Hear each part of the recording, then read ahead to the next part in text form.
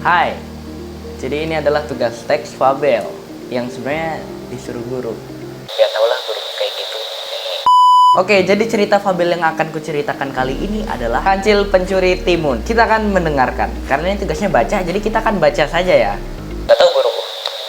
Oke, kita akan cari dulu. Cerita ini dimulai dari pada suatu hari hutan dilanda kemarau panjang. Jadi hutannya tuh kekeringan, tidak ada air atau hujan atau apapun, kemarau. Hutan kini sedang dilanda kemarau panjang akibat makanan di sana habis.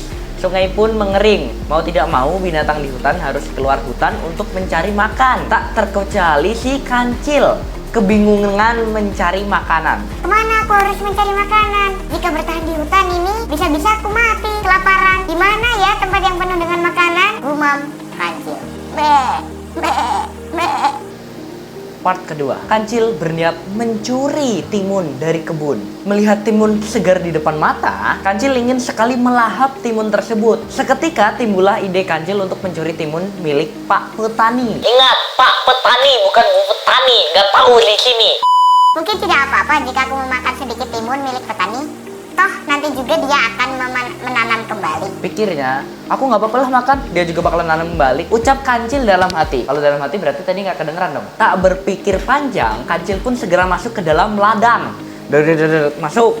Di sana ia mulai memakan timun tersebut satu persatu, satu, hingga akhirnya habis itu kuning.